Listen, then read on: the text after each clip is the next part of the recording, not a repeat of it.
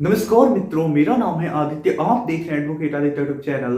चर्चा जजमेंट्स की प्रोग्राम का ये आप 70 नंबर का पार्ट देख रहे हैं और आज के जिस जजमेंट के बारे में मैं आपको बताने वाला हूं वो ऐसे पतियों के लिए जिनकी पत्नियां ने उनके ऊपर 498A का झूठा केस कर रखा है और जो पति है इन सब झूठे मुकदमों से काफी ज्यादा परेशान हो चुका है और अब पति डिवोर्स लेना चाहता है। तो ऐसे पतियों के लिए बहुत ही ज्यादा इंपॉर्टेंट जजमेंट आया है। इस जजमेंट से ऐसे लाखों पतियों को फायदा मिलने वाला है जिनकी पत्नियों ने उनके ऊपर झूठा 498A का केस कर रखा है और जो पति है वो डिवोर्स लेना चाहती है। तो ये जजमेंट पति के पक्ष में बहुत ही ज्यादा इंपॉर्टेंट आया है। तो ऐसे में ये जजमेंट सारे ऐसे पतियों का जानना जरूरी है जो झूठा 498A का केस लड़ रहे हैं और परेशान है। तो इसी वजह से इस जजमेंट को मैं आपके लिए लेके आया हूं। तो इस जजमेंट के बारे में जो भी चीजें मैं आपको बताऊंगा बारीकी से समझिएगा, सावधानी से समझिएगा। तो चलिए वीडियो को शुरू करते हैं।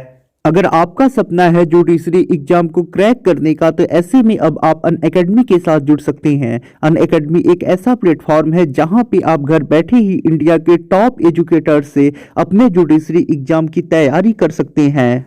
अभी अनअकैडमी पे जुडिशरी आइकॉनिक नाउ लाइव चल रहा है, जिसमें आपको live doubt solving, 1:1 live membership, mains focus test series, all benefits आप प्लस जैसी सुविधाएं दी जा रही हैं। अभी अनअकैडमी पे फ्री टेस्ट सीरीज भी चल रहा है, जिसमें दो तरह की आपको टेस्ट सीरीज दी जा रही हैं। पहला है एक्सेलरेट 1.0, जिसमें आपको मंडे को आईपीसी, ट्यूसडे को सीआरपीसी, वेडनेसडे को सीपीसी, थर्सडे को एविडेंस एक्ट, फ्राइडे को TPA and contract act, Saturday को कॉन्स्टिट्यूशन एंड जूरिस्प्रूडेंस, संडे को मिक्स्ड बैंक। और जो दूसरा टेस्ट सीरीज है वो challenger series weekly current affairs, जो एवरी सैटरडे एंड संडे को चल रहा है। तो इन फ्री टेस्ट सीरीज को आप ज्वाइन करें और अपनी तैयारी को और भी ज़्यादा स्ट्रांग बनाएं।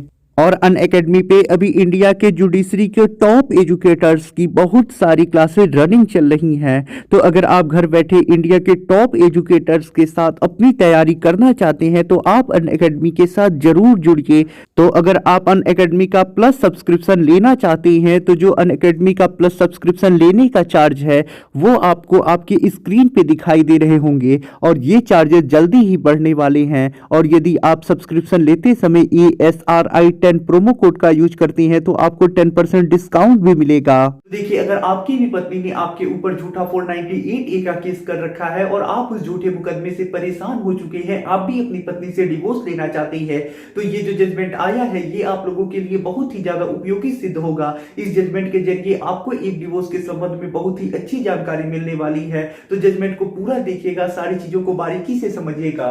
तो देखिए, ये जो जजमेंट आया है वो डिवोर्स केस से संबंधित है, यानी विवाह विच्छेद से संबंधित है। ये जो जजमेंट आया है वो Punjab and Haryana high court के द्वारा आया है। ये जो जजमेंट आया है वो सुरिंदर पाल सिंह वर्सेस मनदीप कौर के केस में आया है। इसमें सुरिंदर जो है वो पति है, मनदीप जो है वो पत्नी है।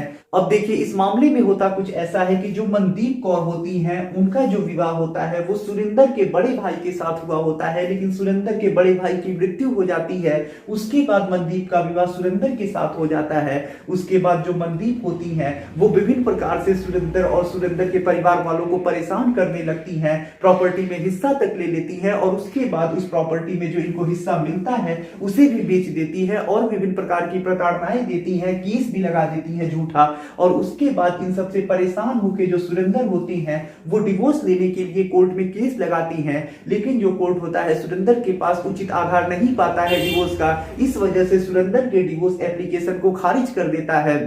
उसके बाद जब सुरिंदर का ये डिवोर्स का जो प्रार्थना पत्र होता है खारिज हो जाता है, मुकदमा खारिज हो जाता है, उसके बाद जो सुरिंदर होती हैं वो Punjab and Haryana high court में अपील लगाती है। अपील में सुरिंदर की तरफ से ये कहा जाता है कि जो मनदीप है उन्होंने विभिन्न प्रकार से सुरिंदर को प्रताड़ित किया और साथ ही साथ मनदीप ने सुरिंदर के ऊपर, सुरिंदर के परिवार वालों के ऊपर झूठा 498A का केस लगाया, जिसमें 406 आईपीसी भी लगी थी। और उसके बाद ये जो मुकदमा लगा था इसमें मजिस्ट्रेट के कोर्ट में सुरिंदर और उनके परिवार वालों को दोष सिद्ध पाया गया और उन्हें सजा हो गई। लेकिन सुरिंदर ने जब सेशन कोर्ट में अपील किया तो वहां से इन लोगों को बरी कर दिया गया, यानी दोष मुक्त कर दिया गया। तो ये चीज सुरेंद्र के साथ प्रताड़ना हो रही है, एक प्रकार की हिंसा है, क्रूरता है। साथ ही साथ जो मनदीप है बिना उचित कारण के ही अपने पति से अलग रही हैं, तो ऐसे में अभित्यजन भी ये कहा जाएगा, यानी डिजर्शन भी कहा जाएगा। तो ऐसे में सुरेंद्र की तरफ से ये तर्क दिया जाता है कि ये जो झूठे केस से सुरेंद्र बरी हुए हैं वो उनके साथ एक प्रकार की क्रूरता है। साथ ही साथ मनदीप जो है उन्होंने अपने पति का परित्याग कर दिया है, डिजर्शन कर दिया है, तो ऐसे में ये भी एक डिवोर्स का आधार है। तो ऐसे में सुरेंद्र को क्रूरता के आधार पे और डिजर्शन के आधार पे डिवोर्स मिलना चाहिए। अब देखिए, जब सुरेंद्र की तरफ से हाई कोर्ट में तर्क दे दिया जाता है, अपनी बात रख दी जाती है, उसके बाद मनदीप कौर की तरफ से ये कहा जाता है कि उन्होंने जो ये आरोप लगाया था, केस किया था, इसमें कोई ऐसी बात नहीं बोली थी जिससे पति और पति के घर वालों की मानहानि हो, बेइज्जती हो। उन्होंने सिर्फ जो आरोप सही थे लगाए थे, लेकिन उससे बरी हो गए। तो ये चीज अब क्रूरता नहीं मानी जा सकती है। इसके आधार पे हम इसे क्रूरता नहीं कह सकते हैं, डिवोर्स नहीं दे सकती है।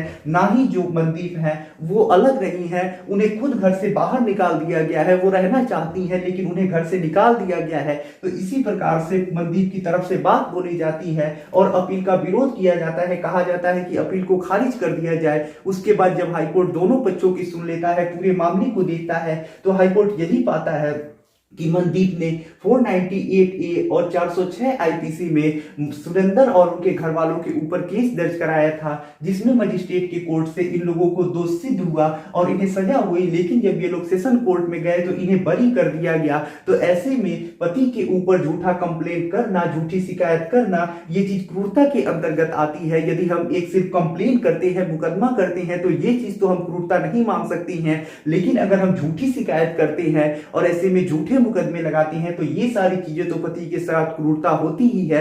जो हाई कोर्ट होता है कई रूलिंग को भी लेता है, सुप्रीम कोर्ट और हाई कोर्ट के अन्य रूलिंग को भी लेता है, जिसमें यही बात कही गई है कि पत्नी के द्वारा पति के ऊपर, पति के घर वालों के ऊपर झूठा मुकदमा लगाया जाना पति के साथ एक ही प्रकार की क्रूरता है और पति के लिए ये डिवोर्स का एक आधार है। और इन्हीं सब आधारों पे जो हाई कोर्ट होता है पति को क्रूरता और डिजर्शन के आधार पे डिवोर्स की डिग्री प्रदान कर देता है। यानी जो डिवोर्स का केस खारिज हुआ होता है सुरेंद्र का, उसे निरस्त कर देता है उस आदेश को। और हाई कोर्ट कहता है कि पति के पास ऐसे उचित आधार हैं कि उसे डिवोर्स मिलना चाहिए। तो ऐसे में इस जजमेंट के जरिए हमें ये चीज जानने को मिल रही है कि अगर जो पत्नी है पति के ऊपर झूठा केस लगाती है और उस केस में जो पति है दोष मुक्त हो जाता है, तो ऐसे में पति के साथ ये चीज क्रूरता मानी जाएगी। साथ ही साथ पति इस आधार पे ये भी कह सकता है कि जो पत्नी है उसने बिना उचित कारण के ही मेरा परित्याग कर दिया, मुझसे अलग रही, तो ये चीज मेरे डिजर्शन भी कही जाए। और ऐसे में जो पति है वो डिजर्शन और क्रुएल्टी के आधार पे डिवोर्स प्राप्त कर सकता है। तो आशा करता हूं इन सारी चीजों को आप समझ चुके होंगे और इस जजमेंट के जरिए आपको अच्छी जानकारी मिली होगी। तो आशा करता हूं ये वीडियो आप लोगों को काफी ज्यादा पसंद आया होगा। अगर जानकारी पसंद आई हो तो वीडियो को जरूर लाइक करें। अगर आप किसी कानूनी समस्या से परेशान हैं और ऐसे में आप मुझसे फोन पे बात करके अपनी कानूनी समस्या का समाधान प्राप्त करना चाहते हैं, तो इसके लिए डिस्क्रिप्शन चेक करें, वहां पे बताया गया है कि आप किस प्रकार से मुझसे फोन पे बात कर सकते हैं। अगर आपको वीडियो पसंद आया हो तो वीडियो को लाइक करें, अपने दोस्तों के साथ शेयर करें और यदि आप चैनल पर नए हैं तो चैनल को सब्सक्राइब करके बेल आइकन को दबाएं। मिलते हैं नए वीडियो के साथ अगले दिन, तब तक के लिए जय हिंद, जय भारत।